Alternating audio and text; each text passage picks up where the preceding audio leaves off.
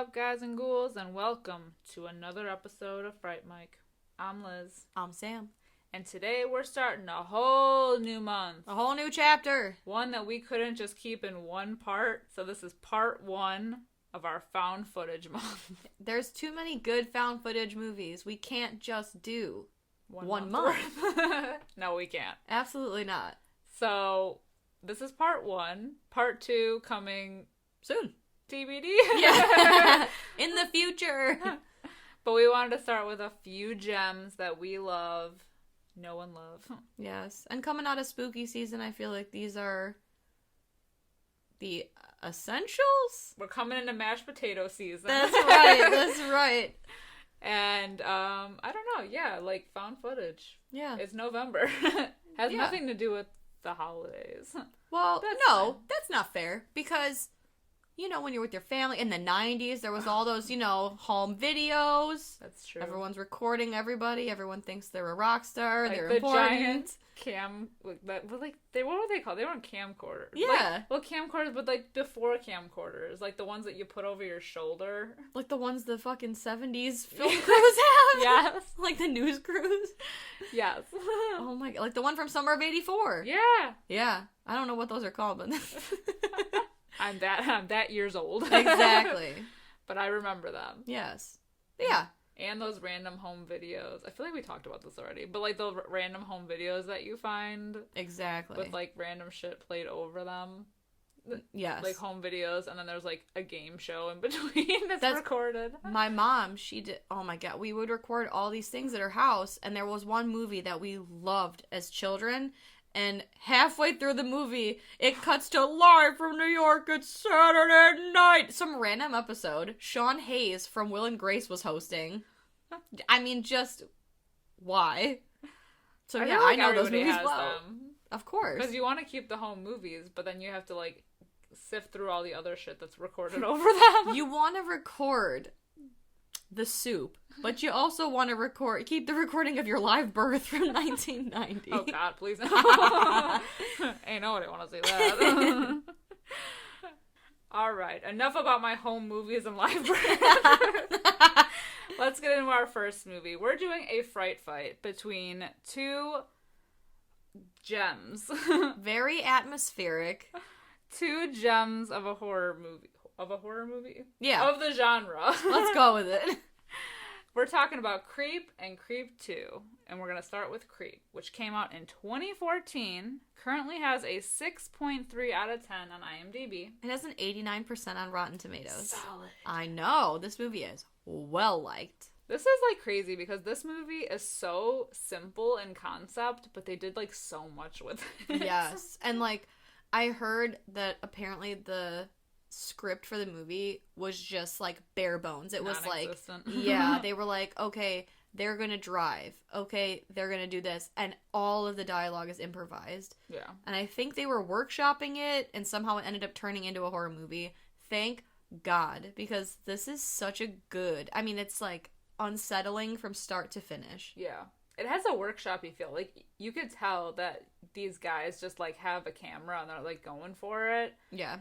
But they're, like, so wonderfully weird that it, like, yeah. It really adds to that, like, suspenseful, like, you don't know what the hell's gonna happen because Mark Duplass is so weird. He's such a good actor. See, I love Mark Duplass, and it's like this movie showed me him in a different light because I know him first from that show The League, where he plays Pete, and he's just such like a goofy idiot, and to see him in this, oh my god.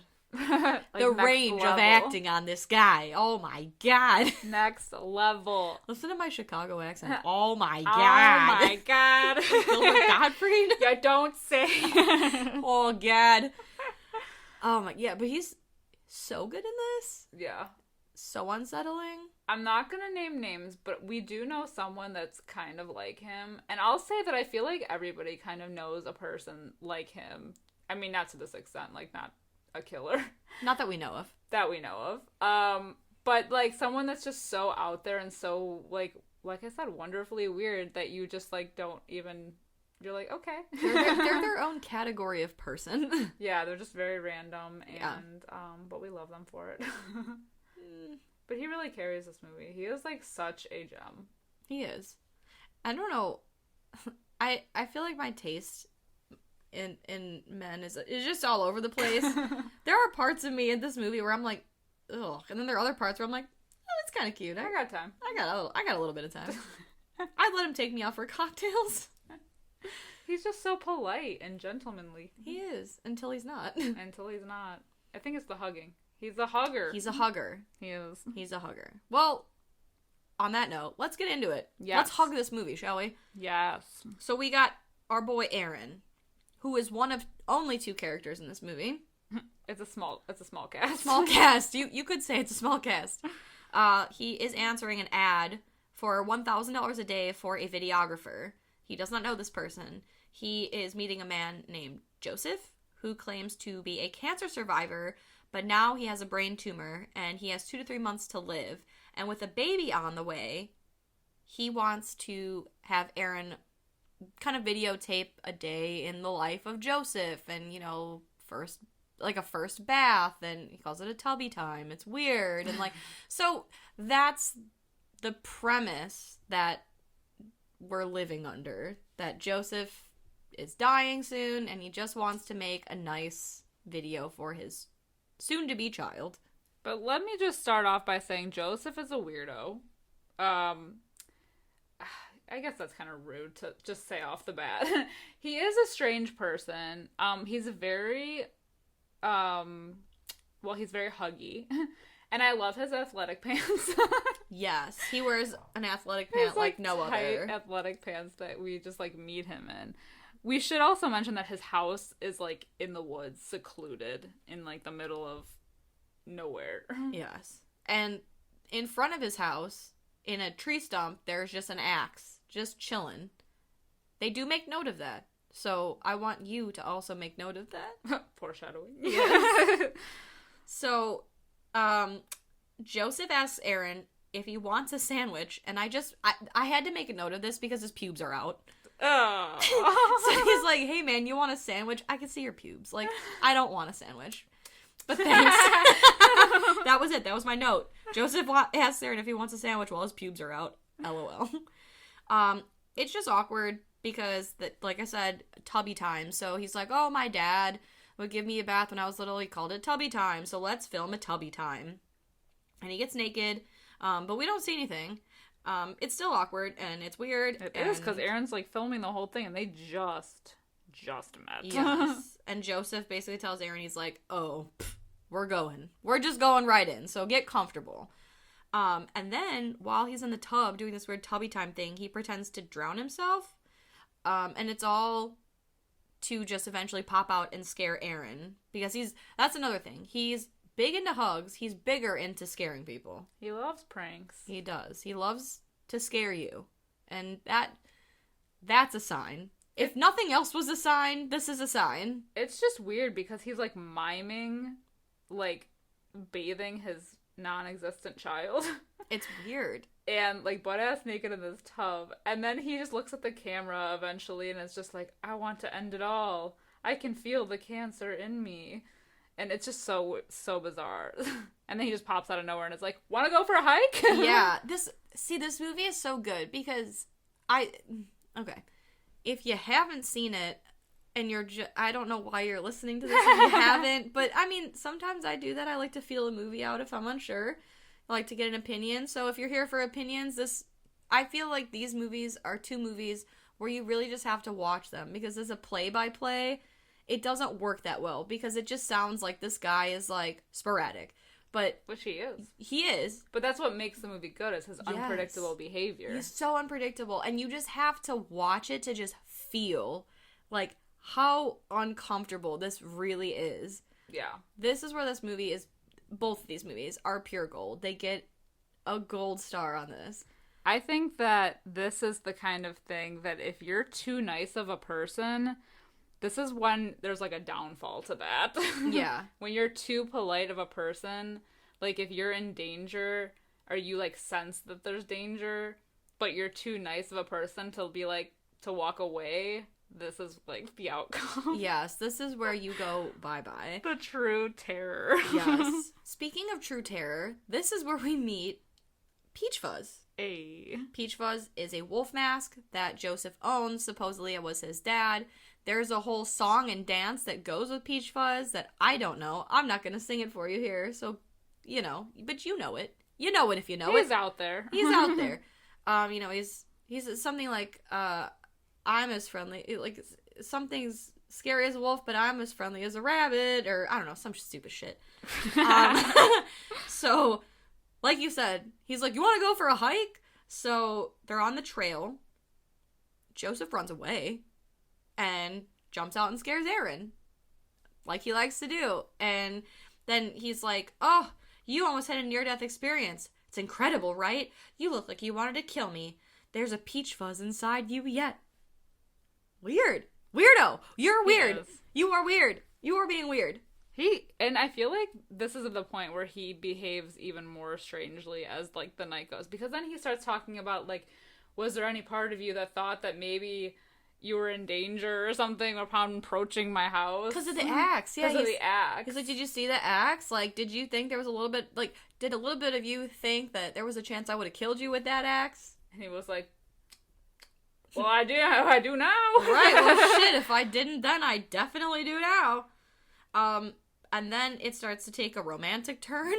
It is, because he wants to be BFFs.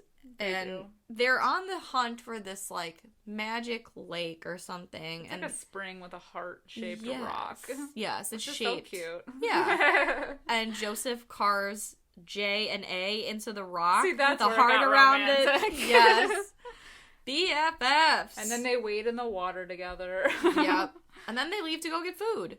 And Joseph tells Aaron, he's like, oh, there's a good place for pancakes. There's a restaurant that we used to go to, that I used to go to with my parents. And yeah, they have really good pancakes. So they're at the restaurant, and Joseph slips because he's like, oh, I don't know what's good here. And Aaron's like, well, the pancakes. Didn't you say that you used to come here because of the pancakes? And Joseph's like, yeah, sure, whatever. I probably did say that, but, I haven't been here in a while, so, they changed the menu. Yeah, exactly. I just feel like, how many red flags can you throw at somebody? I know. And he's too nice to dodge them. He has a target on his head the whole movie. I know. Poor Aaron. And he's just trying to do right by this guy who he thinks is dying from cancer. And in an effort to, like, kind of change the subject off of this, Joseph is, like, kind of asking him about a time where he felt more, like, ashamed. Like, he wants to get to know him more. So Aaron kind of goes off on the story about how he, like, peed himself once. Yeah. He would just pee himself. And that's, like, the time he felt the most ashamed. Well, then he turns the question around on Joseph, and Joseph just pulls out his phone and says, I'm ashamed because I was afraid of meeting you. So basically he has just like a camera roll full of pictures of Aaron approaching his house in various like positions. So like he was like, I was just too afraid to meet you and I didn't know how it would be. So I thought that maybe if I took pictures of you while you weren't paying attention, it would be like me getting to know you a little bit before we actually met. Which, okay, you could tell he, like, ran around the house, too, because it's, like, literally from every angle. Yes, exactly. But it's also kind of, like, no pun intended, creepy that he was able to get so many photos of him from so many angles without being seen. Yeah, especially the one where he's literally at the bottom of the stairs. Yeah, he's like a freaking ninja. So, obviously, Aaron is creeped out. As one would be when you don't know that people are taking your picture. When you're dealing with a creep. Yes. It's not like those nights at the bar where people are taking your picture. Oh my God. In an unflattering way. But yeah, it's just strange. So Aaron is obviously like a little weirded out by this. But Joseph does apologize and says that, he's ashamed of his actions. Which then leads them into, they're going back to Joseph's house where Aaron's car is parked. and it's dark now, and Joseph is trying to convince Aaron to come in. Oh, just one drink, just one drink. And this is such a cool, like, shot, because I think it's the cover of the movie, too. So, when like, he's at the top of the stairs with the lighting. Exactly, the backlight. So you can't see Joseph's face, you only see his outline, so it's like, you know, I'm not even going to read into it, but you could read into it for yourself. But it's just a cool shot. So, like, he's like, oh, come on, like, just one drink. So, he convinces him. So Aaron does. He's like, okay, yeah, sure. And too nice. Again, too nice. Too nice. And when Aaron enters the house, Joseph scares him. I mean, at this point, Aaron should be used to it. I don't know why he keeps getting scared. And then while they're inside, they have this really weird conversation about money. And Joseph says that he has, like, a ton of money and he wants to give back. And, you know, it's like this really weird thing where he's like, oh, I put a check in your boot. And Aaron goes to look for it. And he's like, I'm just kidding, I didn't. But the fact that you looked to see means that you need money. So you should take my money. Like, it's so weird. Yeah, and he has some, like, personal questions. But he ends up... Aaron goes to leave because, you know, he just chugs the drink. And he's trying to leave. But Joseph kind of stops him because he clearly does not want him to leave. So he's just trying to, like, beat around the bush by being like... I have to confess something to you. Oh my god, this was so... I mean, the whole movie is weird, but this is the epitome. This was so weird. So he's like, God. But this is only for you, not for the camera. So you have to turn the camera off, which he does, but he leaves the microphone on for. Oh. So basically, we hear audio of Joseph saying that he found his wife looking at animal porn on their computer. So he told her he was going into work one day, went to the store, bought a wolf mask, because this is the whole thing. He's like, I lied about Peach Fuzz. So he buys this wolf mask. Then he breaks into his own house, ties his wife up, like, has sex with her. Ravenous sex with her, and leaves. And the next day... he asks, like, oh, what did you do last night? And she said nothing. And he's like, we never spoke of it. And he's like, I'd never seen her so happy. And it was just so weird. And then he goes, Aaron, I raped my own wife. Essentially. So Aaron's like, okay, gotta go now. Okay, bye. But he can't find his keys. And Joseph insists that he just stays. Now that he's had a drink or two... the roads are dark. He's in the middle of nowhere. He just insists that he stays. So Aaron, basically getting the cue, is like, okay, like, I'll do this. But he decides to make their drinks and ends up drugging Joseph's with Benadryl to knock him out. Because I think he, at this point, he just, like, all of his, like, red flags are now going off. Yes, all at once. Ever since the story and the photos, he's just unnerved. So he does what he can do, which is to drug him and hopefully get out of the situation. So Joseph ends up falling asleep, and we see, like, Aaron kind of puts the camera down, and he's going through his pockets, and while he's doing that, Joseph's phone goes off, and quickly Aaron kind of scrambles and answers it. And we find out that it's Angela, Joseph's, quotation marks, wife. Yes. He said it was his wife earlier, his wife Angela, who's expecting a baby. However, in this phone call, we find out Angela is not his wife. It is his sister. And she's like, who is this? And, so they have this conversation, and she basically is like, Aaron, you need to just leave. Like, you need to just... what is your address? Give me the address of where you're at and just leave. Just leave the house and just keep walking. Like, you are in danger. More red flags. Yes. Well, so he asks if he's in danger, but the call cuts off. And the answer is yes, buddy. So when he exits the bathroom, Joseph, who was just laying down by the fireplace, fondling himself and sleeping, he is gone. And so Aaron, he goes outside to kind of, like, look for him or whatever. and he's on the back porch, and we get a Joseph, like, jump scare of him saying, "Death, it's coming." And then he cries about not wanting to die and tells Aaron he's a good friend and he loves him so much. She's like crying on the porch. Yes, it's so, I mean, okay. So Aaron's like, listen, I know what's going on. I talked to Angela. I know what this is. Like, I know what's happening. I know you're lying. And Joseph, his face, like, changes and he runs back into the house. And when Aaron goes back inside, he goes toward, what is he, like, going towards the front door? He's like, well, he bolts down the stairs, so Aaron kind of follows him, and we get, like, it's so creepy because it's, like, all dark, so we see, like, the camera light on, and it pans over to the downstairs area, and Joseph is just, like, standing, like, butted up against the door with the Peach Fuzz mask on, and he just, like, lunges at him, so the camera goes black. Yeah. Before he does that, though, he starts gyrating on the door. Oh, God. So weird. I can't stop saying that enough. So we cut to the next day. It's daylight. We see the camera is, like, kind of faced toward the woods.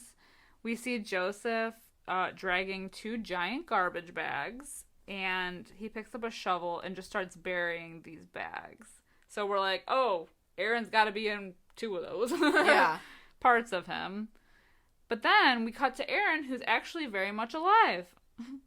And he kind of explains to the camera that, like, later that night, things got weird. Joseph ended up running off, and he ended up getting his car towed, so he went home. Safely. He received the footage that he's now watching of Joseph digging with these garbage bags. He received it in the mail a few days after the situation, which concerns Aaron because he knows now that Joseph knows his address. And after watching it, he throws the disc away. And then Aaron wakes in the middle of the night.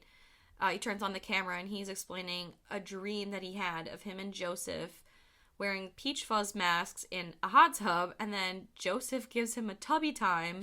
And then the tub is filled with blood, which I feel like is a nice...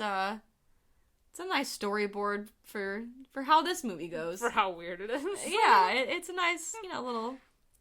Yeah. So the next day, there's a mystery box, delivered to Aaron's house. So he opens it up, and inside he finds a DVD that says, "Watch Me," a knife, and a stuffed wolf. So he rips open the stuffed wolf, and he finds a locket with the pictures of Joseph and Aaron in it, and it says J and A forever. No one's ever done anything this sweet for me. I'm just gonna literally ever. It's super weird. In the video, Joseph is basically saying to Aaron, "I found the Benadryl bottle. I know you drugged me. It's all good though. It's all good." It's just weird to me that after all of this, Aaron does not decide to call the police. Well, he does call the police. He does, but they have nothing. They don't on do him. anything. Yeah. The house was a rental, so it wasn't even in his name. They don't know where to find him. They don't even know his real name, if Joseph is his real name. They have nothing to go off of. Which I don't think it is his real name, just based on, like, the end of the movie. Yeah. And, like, in Creep 2, now we know that he just assumes the name of his victims. Yeah. But there's no way, because when his sister calls for Joseph, she's like... She asks for Joseph. Yeah. So why... Is that his real name or not? Is that a goof or is that not? I don't know. Is that really his sister? Bitch. Those are the questions we need answers to. Creep 3! Yes. Oh, they are actually going to do a Creep 3. I did hear that? Yeah, he wanted it to be a trilogy. Hell yeah. I'm so down. Ugh. So, we're in the middle of the night, yet again. Not Joseph. Aaron is explaining that he is having recurring nightmares, and then he hears a noise. So then he hears the first noise, he kind of disregards. The second noise, however, he turns on all the lights, he grabs that butcher knife, he's walking around, he's like, "Aaron, is that you?" And no, Joseph, god damn it. He's like, "Joseph, is that you?" And as Aaron is walking around, like walking through the house, he walks out of frame of the camera. We can see the door to Aaron's house, and Joseph is standing outside the door. Creepy. Just watching Aaron be suspicious all around the house. It's really creepy. It's the stuff of nightmares, really. It is. So, after what feels like an eternity, he finally, like, dips down, and Aaron re-enters, and he picks up the camera to go investigate outside, and we kind of hear, like, a swoosh sound, like somebody in athletic pants. Someone's been Someone's been swooshing in those tight athletic pants. Exactly, somebody's swooshing. But ultimately, nothing really happens. We don't see anything. He doesn't find anything. So then we cut to later that night. Someone has turned on the camera, but this time the camera is on Aaron, who's sound asleep. So we just see a pair of hands pick up some scissors to cut a lock of his hair. And you know, Aaron broke the cardinal rule, one of the cardinal rules. He left his front door open to investigate that outside noise. Guess what? Guess what happens when you do that? The killer slips in. You fucked up, Aaron. Halloween rules. That's right. You idiot. I never. And you don't go investigate. I'm very much like Nicole Kidman in The Others. I close one door before I open another, okay? It's how you do things, Aaron. Too many entrances. Exactly. So, in my opinion, Aaron asked for it, but that's fine. So, Aaron says to the camera that the last few days have been pretty normal until he woke up and found the screen next to where he sleeps cut open and another disc that says, "For Aaron." And on the disc, Joseph explains that his heart is broken by finding the locket that he gave him in the trash and says, "I had inappropriate thoughts about what I wanted to do to you." Okay. And asks Aaron to meet him at Lake Gregory or I don't know, something, which he's happy to point out is a public place, so he can explain the truth of everything to him because he's sad and lonely and needs a friend, and Aaron is his only chance of that. So he's very like, I know this is weird, you're probably super suspicious of me, but don't worry, it's a very public place, we'll just talk it out. And I don't know why. Because you know what? I know why. Because Aaron is a simple person with a good heart. He's too good. He goes, and I don't know why he, like, plays these games. He is, like, literally a victim. He is. How can we help you if you don't help yourself, Quite Aaron? Literally a victim from day one. So Aaron sets up a shot. Like it's on like you can see in the background there is a bench by a lake, and we hear him say into the camera, like, "All right, Joseph, you got me here. Just know I'm filming this, and my phone is set for 911 on speed dial." And then he walks to the bench and sits down. And looks longingly into the distance. I mean, it is a beautiful scene. The air looks crisp. The lake is shiny. He has no idea of the impending doom quite literally lurking behind him. And the impending doom is Joseph in a trench coat. Yeah. He pulls kind out... of sexy. One of those streaker style. Yes. He comes up behind him. Aaron's still not paying attention. Puts the Peach Fuzz wolf mask on.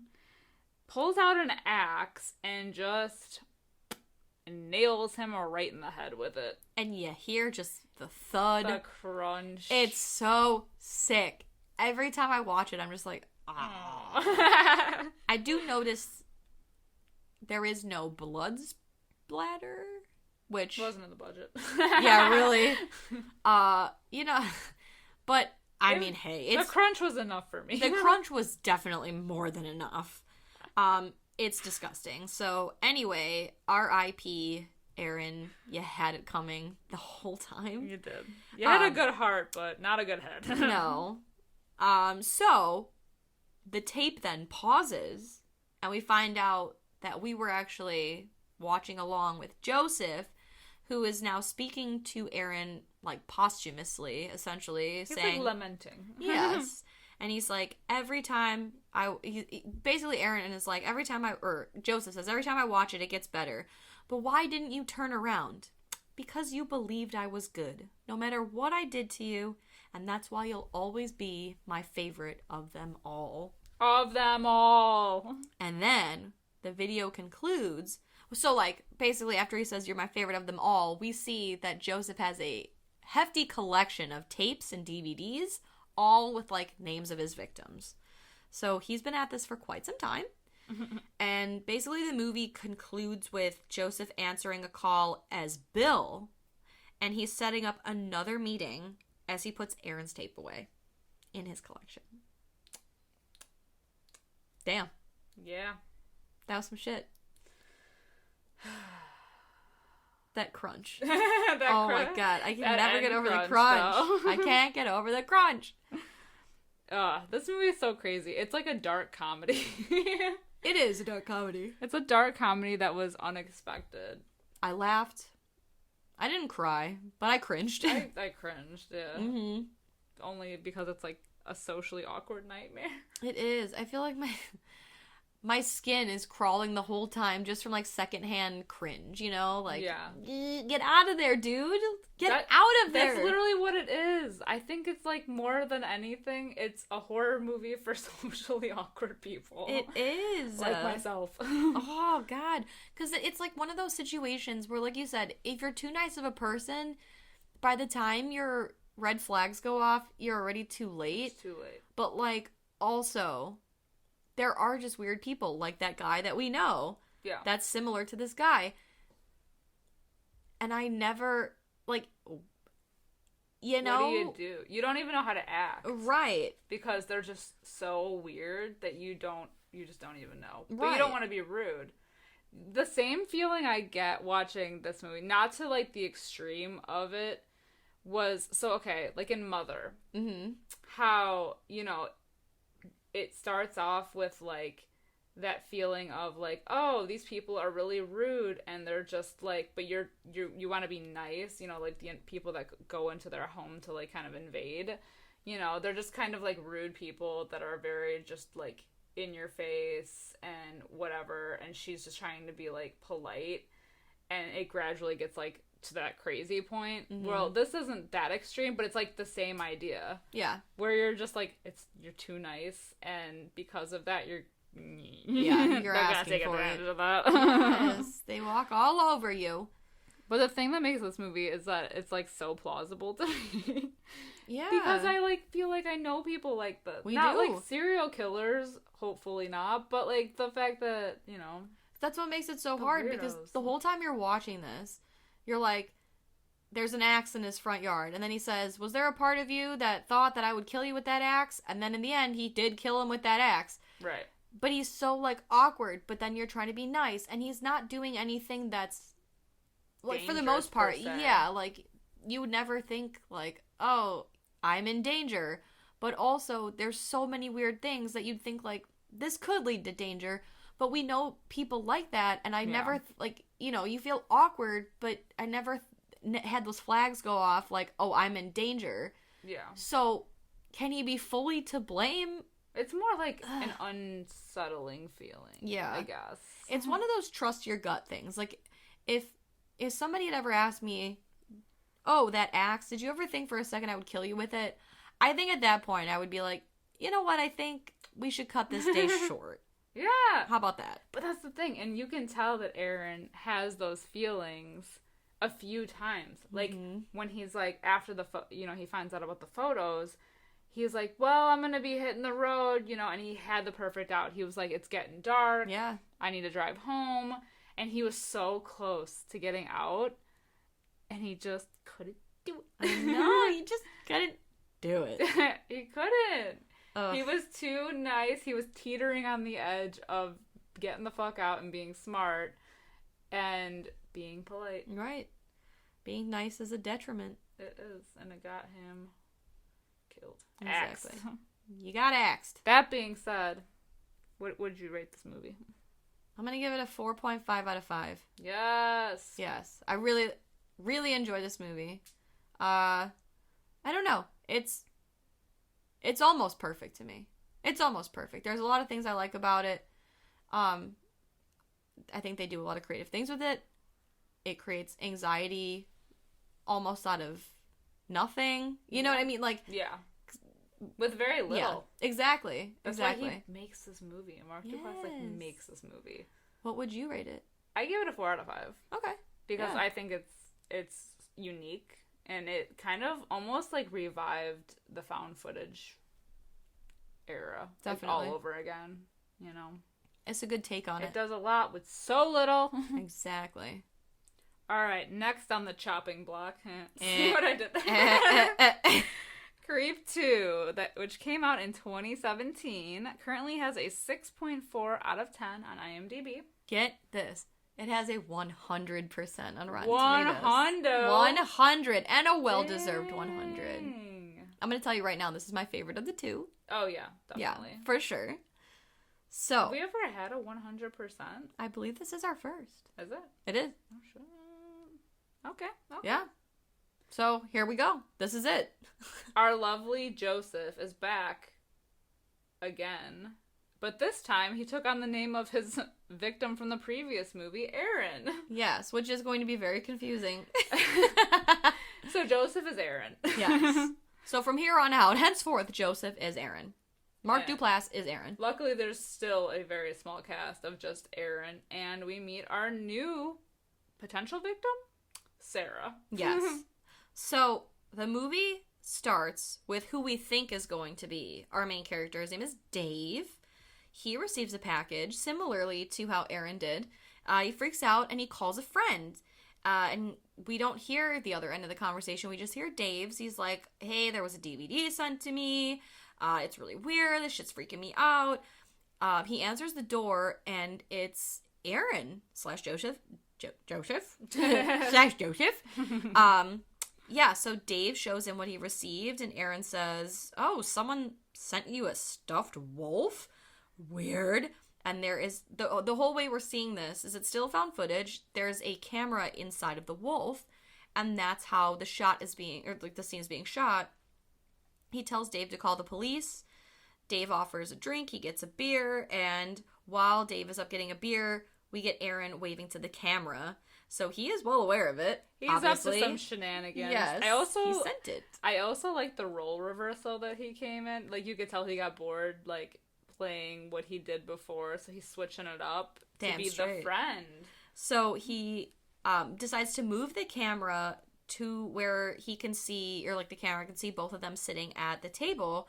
And as they drink beer, Joseph admits to Dave, you know, actually, I'm the one that's been sending you the emails and recording you. And there's a camera in that little baby peach fuzz over there. And he admits, you know, he's about to turn 40 and he's kind of lost joy and, you know, the value in life. And then he slits Dave's throat. And he's just like, fuck. Like, just so blasé about the whole thing. Our bloody open. That's right. I like how he just continues to sip his drink. Like, yes. Yes. I guess that's how you do when you're approaching 40 and things are dull now for you. Well, it's like a serial killer having a midlife crisis. Yes. This movie, if you thought Creep was multi-layered, this movie, goddamn, it's like a brilliant cut diamond. This is the atomic cake. Yes. It's multifaceted. Of serial killer movies. It's so good. So, we meet, like you said, Sarah.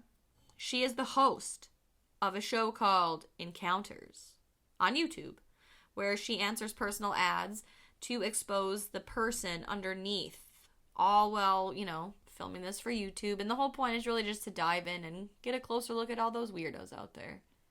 But unfortunately, her channel is failing.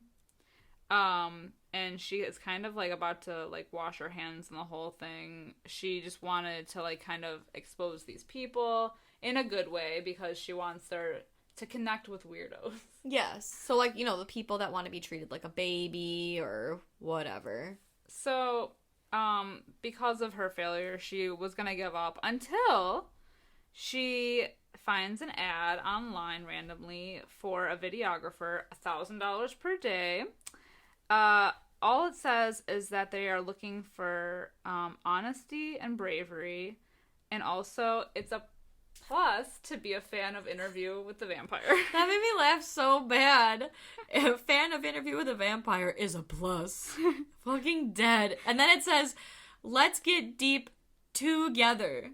Like Text the number 2 together. I'm fucking dead. I would answer that.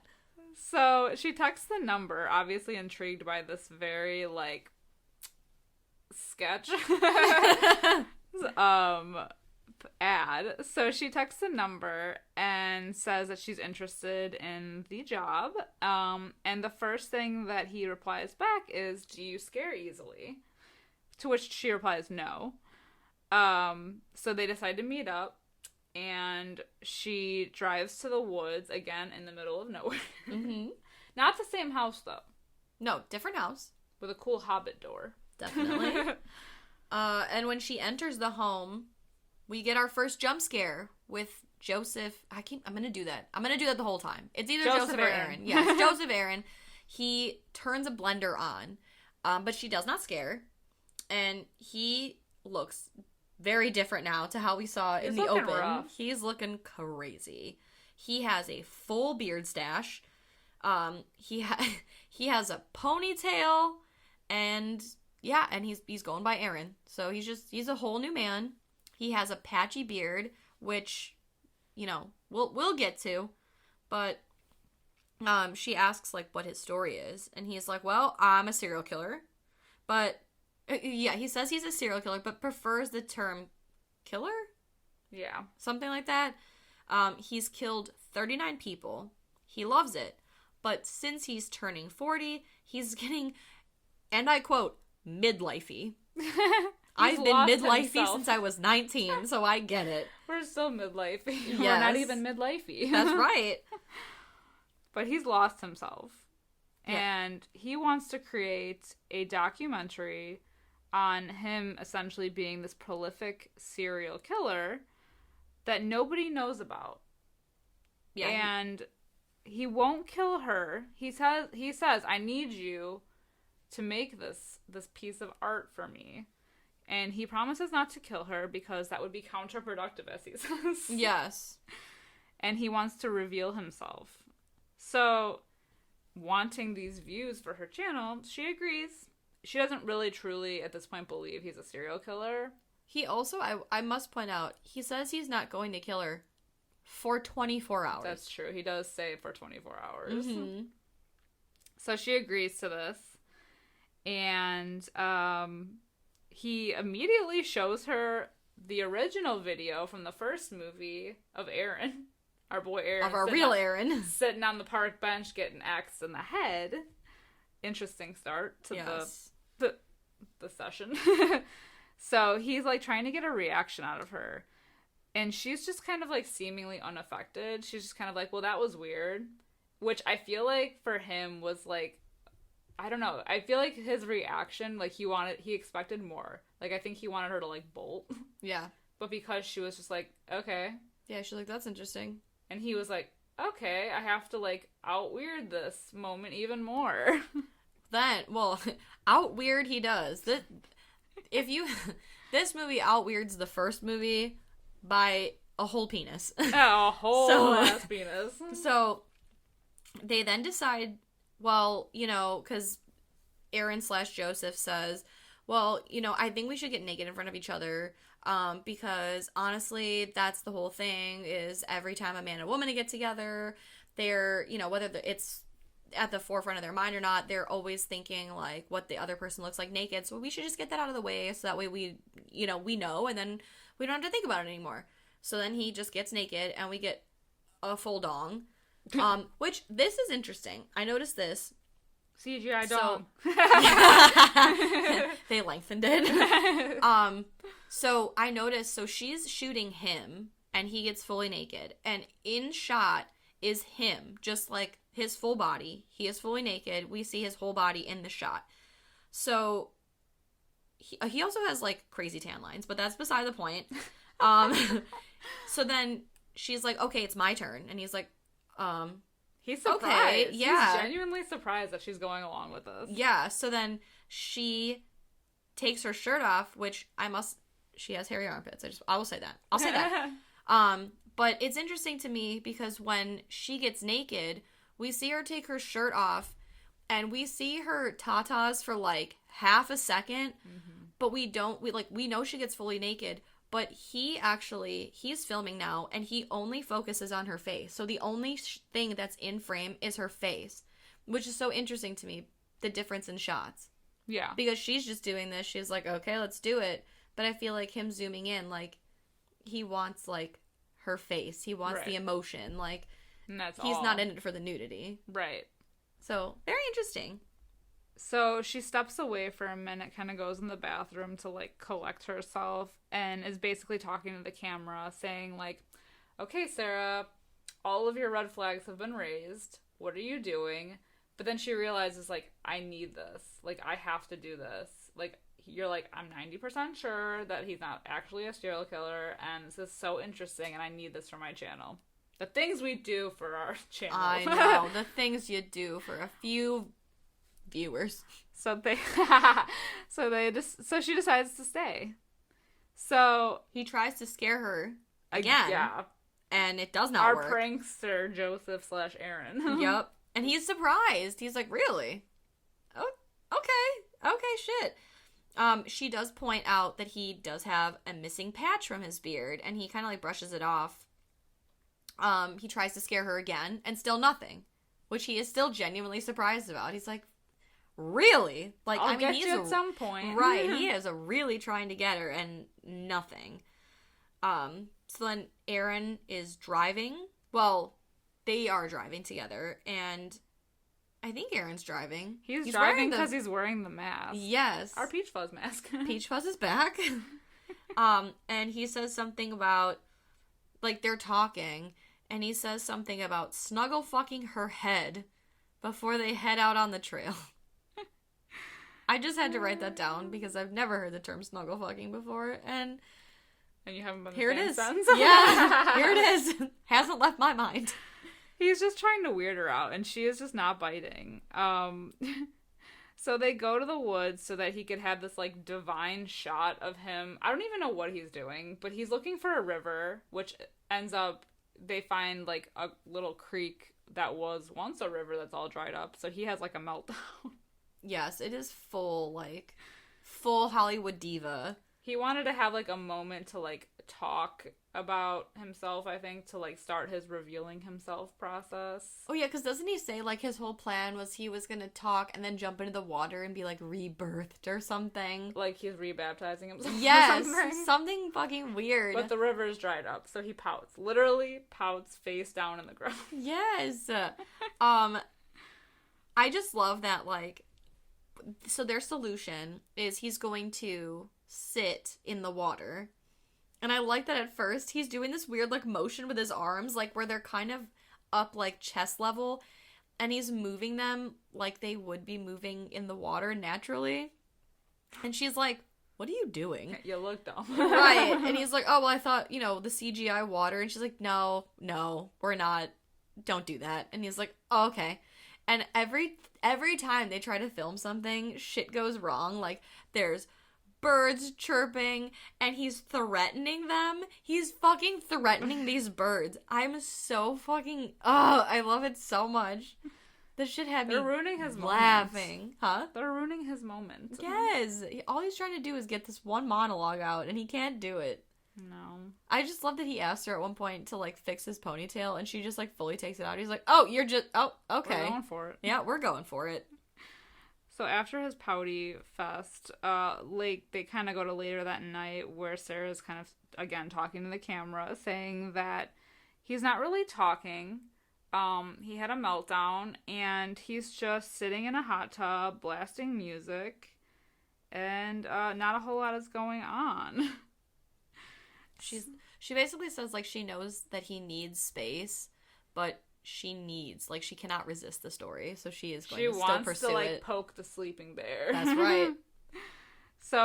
So we do find she follows him we follow her going to find him, and he's just like chilling in a hot tub. Yeah, in the dark. Seemingly despondent. Yeah.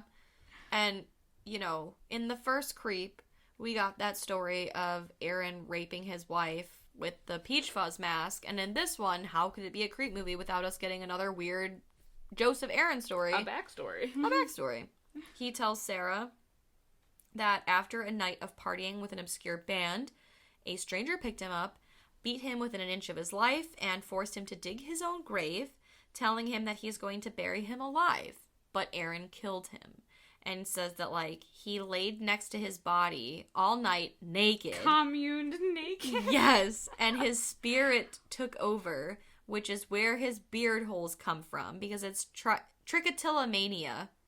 I think that's what it is. And it's the pulling of body hair. So he obsessively pulled his body hair, and that's why he has that patch. And then Sarah proceeds to get into the hot tub and massage him, and it's, I don't know, supposed to be erotic.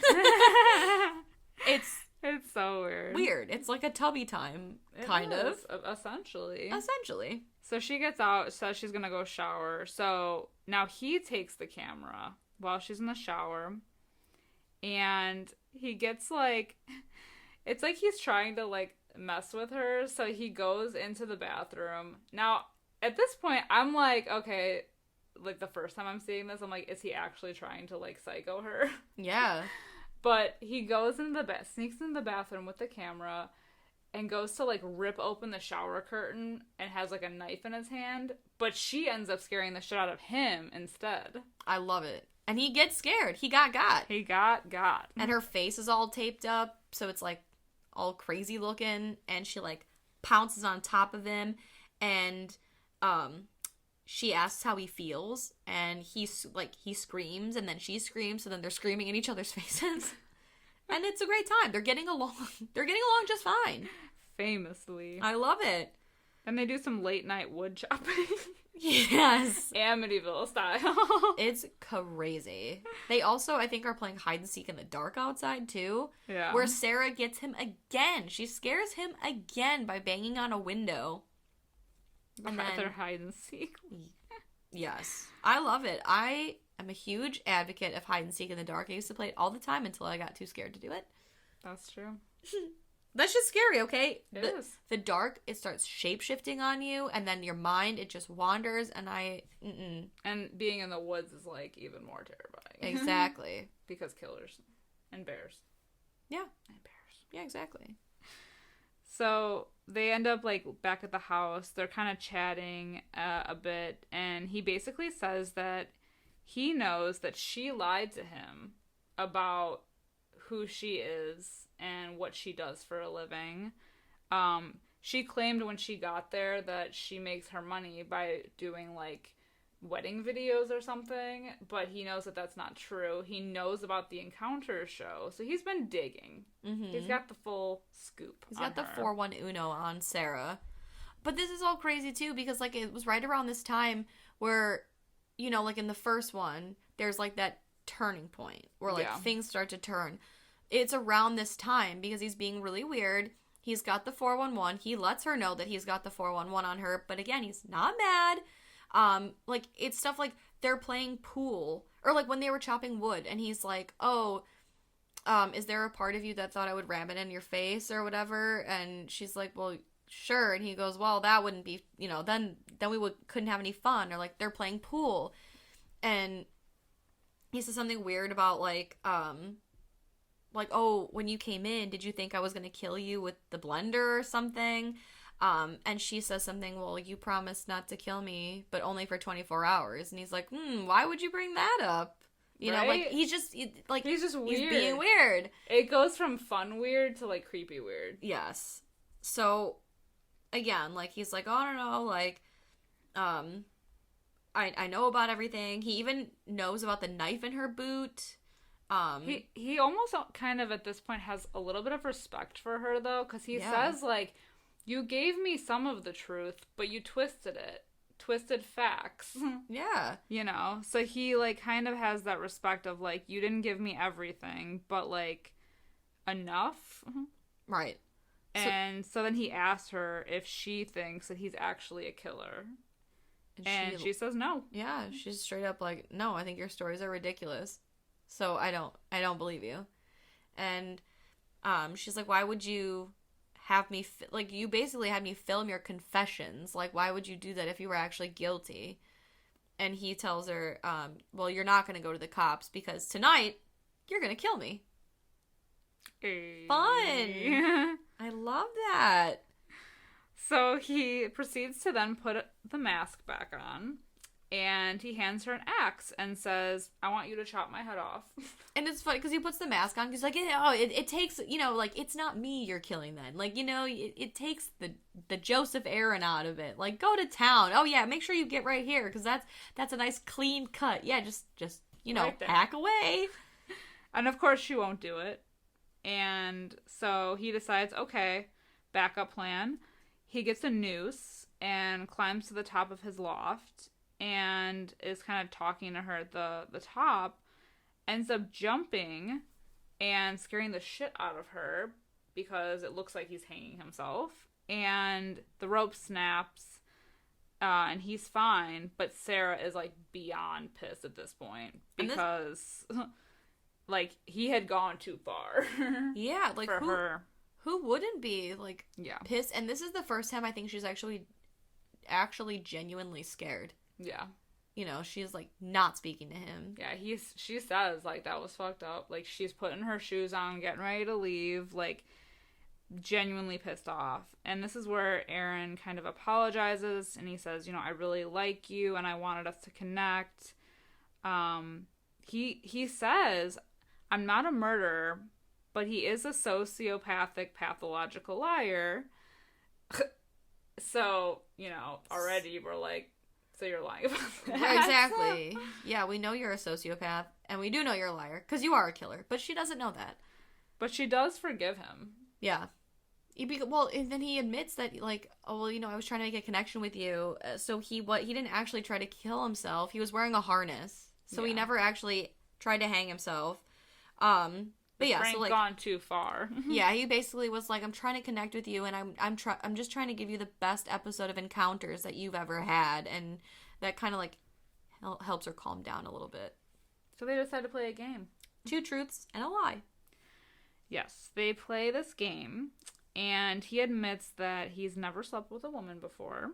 Or even kissed her. Or even kissed a girl. So Sarah offers to be his first kiss.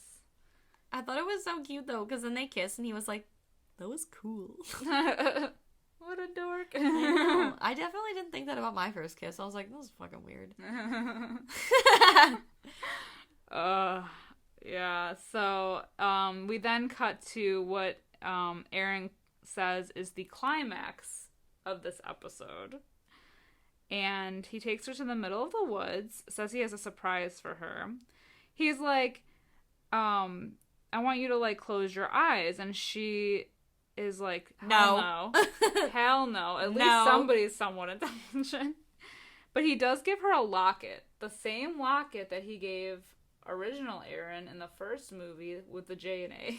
And I love that he was like, I'm sorry, there's a picture of 2 men in it. Me and another man. Yes, I did not expect to make this connection with you, so that's also why it says J and A, so just disregard for now.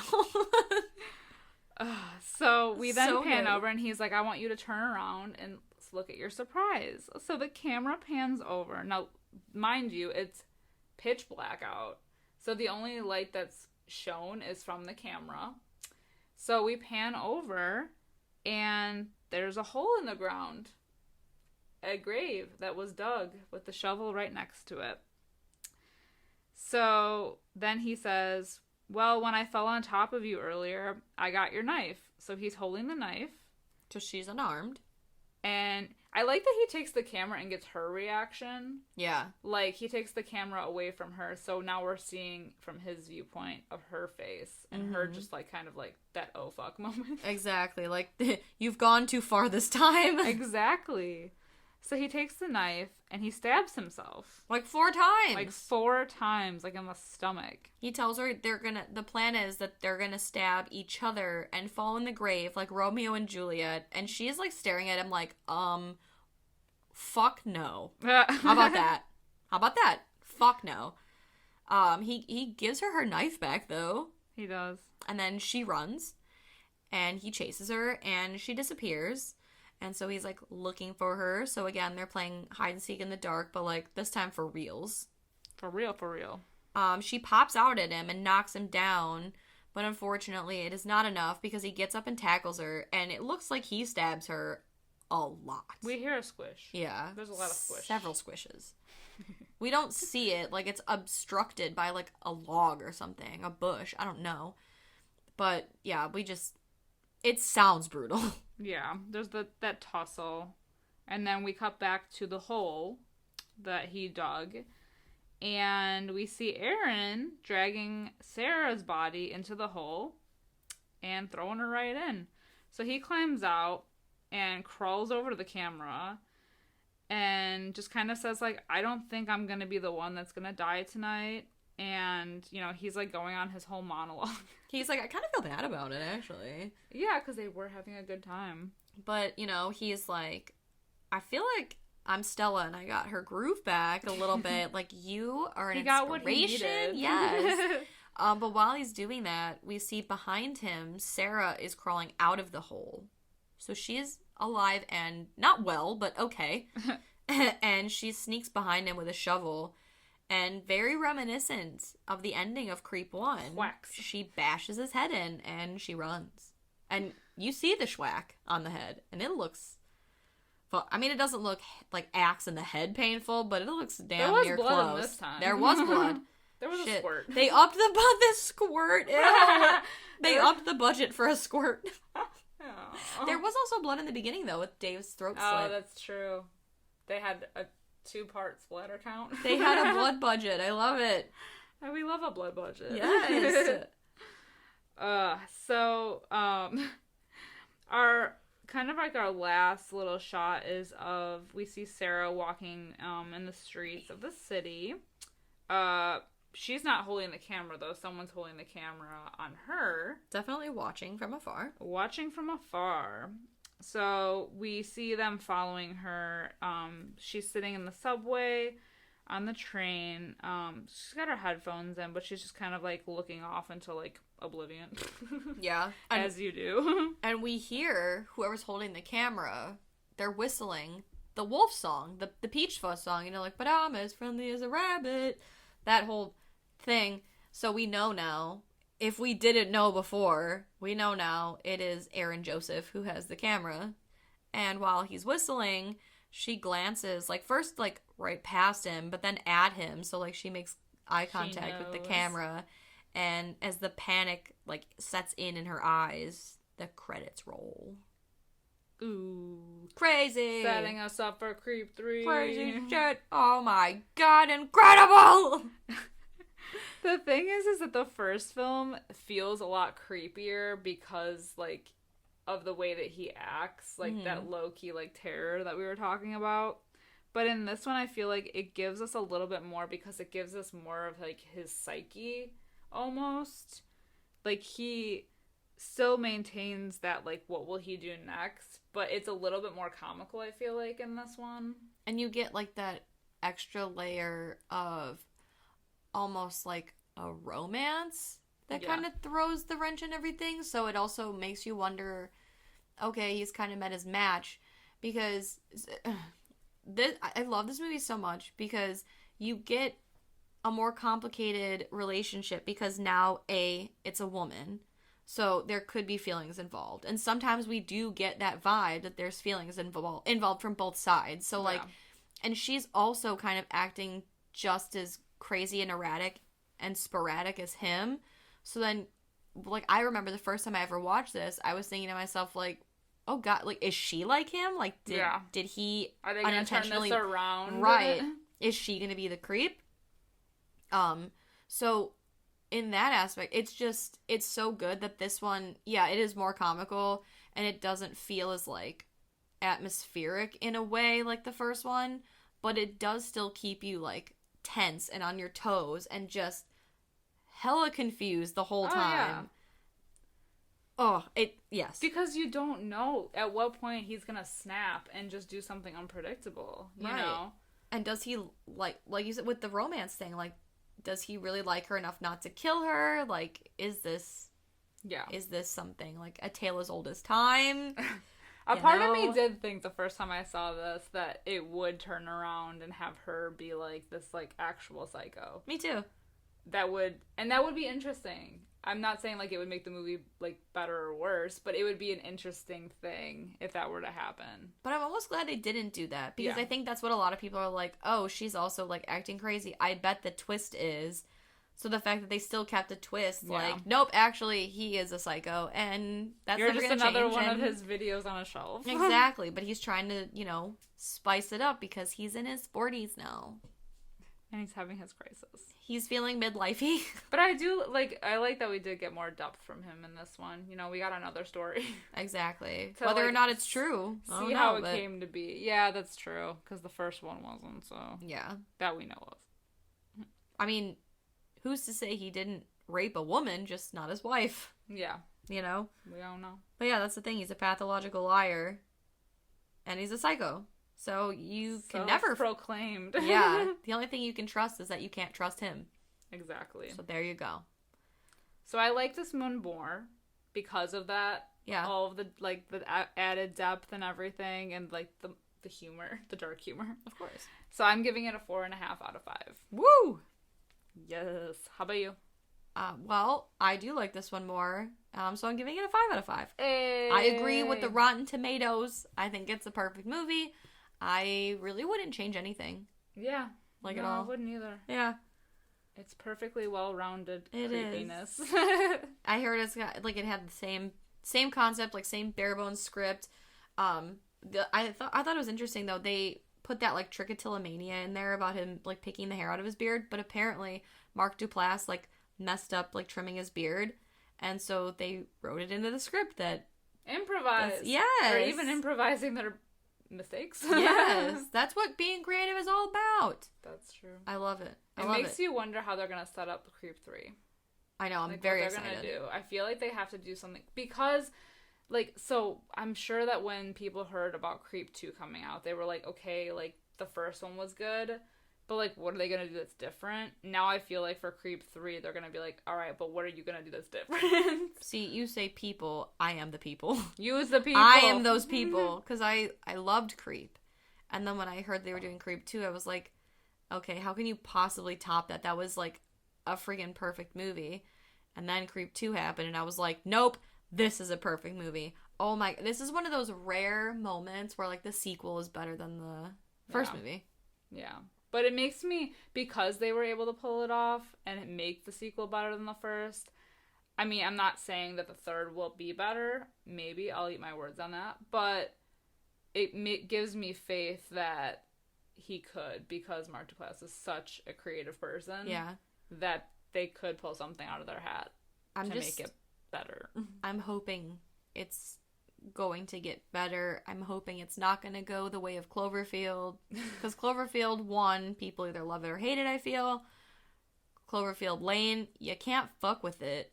It's so good. It is so much better than Cloverfield. It's not even in the same... one of them's playing checkers, the other one's playing chess. It's not even the same game. And then the Cloverfield Paradox... Why? I didn't even see it. That's just... But I heard it was trash. There's no purpose for it. There's no room for it in my world. My world. That's right. It can get the fuck out of here. So, hopefully, for Joseph, Aaron, possibly Sarah, hopefully it's on the up and up. And I can't wait to see it. All right, creeps. I'm going to go head back to my cabin in the woods. I think I'm going to chase Liz around with an axe. With the bear mask? Or not the bear, the wolf mask. Yeah, I'm going to get my Peach Fuzz mask out. So that's going to do it for us this week here at Fright Mic. But thank you so much for tuning in to another fun episode. Let us know what you think about the Creep series. Do you like it? Do you not? Is found footage your thing? Is that your bag, baby? You can find us on Instagram, Twitter, and Facebook at Fright Mic Podcast. I am very curious to know if you guys are excited for Creep 3 or not, so let us know. Make sure you check out our Patreon too. We are a listener-supported show, so we would appreciate if you did support us. We appreciate your listens. Yes. We do have some fun, exciting things over at our Patreon, so go ahead and check that out at Fright Mic Podcast as well. Is there anything you'd like to add? No. Did I leave anything out? No, creeps. Get out. Get out of here, or I'll chase you with my axe. New episodes drop every Wednesday. So we'll see you guys next week. Until then, I'm Liz. I'm Sam. Rest in peace.